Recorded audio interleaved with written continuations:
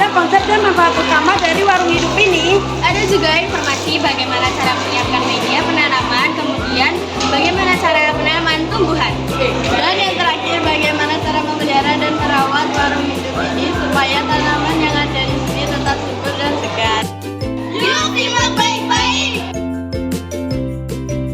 Pernahkah kalian mendengar tentang warung hidup?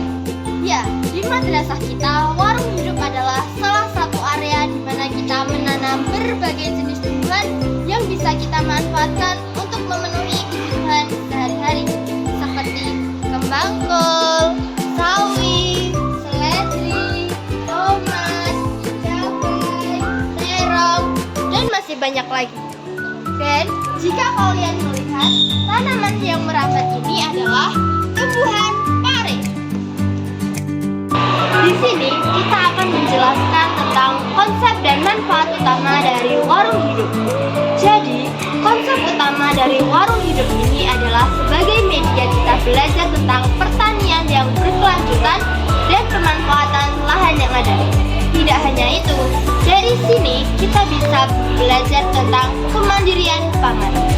Dan apa sih manfaat utama dari warung hidup ini?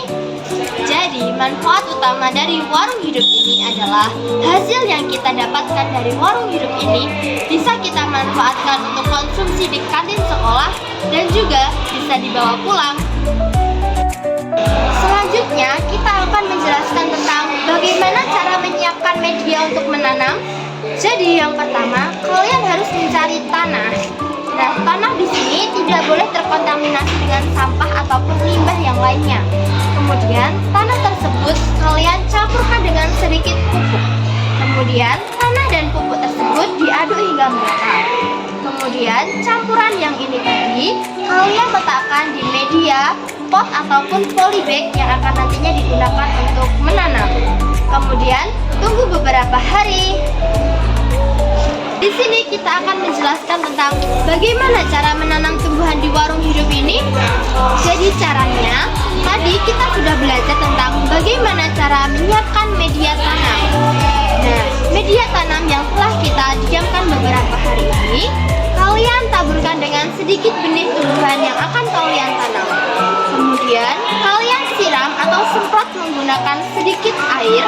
Kemudian, letakkan di tempat yang lembab supaya kadar air, udara, dan cahaya mataharinya juga tetap seimbang. Kemudian, yang terakhir, di sini kita akan menjelaskan tentang bagaimana cara merawat dan memelihara warung hidup ini supaya tumbuhan yang ada di dalam ini tetap terlihat subur dan segar.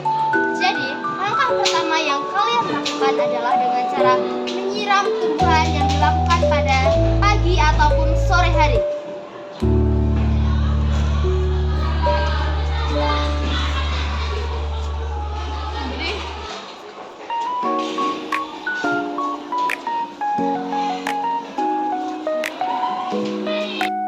Dan yang kedua, kalian bisa melakukan dengan cara merawat tumbuhan ini dengan cara membuang hama yang ada pada tumbuhan, dengan cara membuang rumput yang ada di dekat tumbuhan.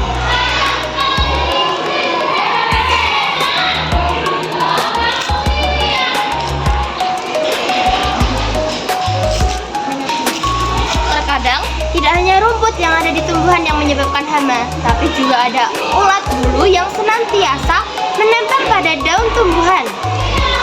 Nah, hari ini kalian sudah belajar tentang apa sih warung hidup itu? Seru kan menjelajahi warung hidup?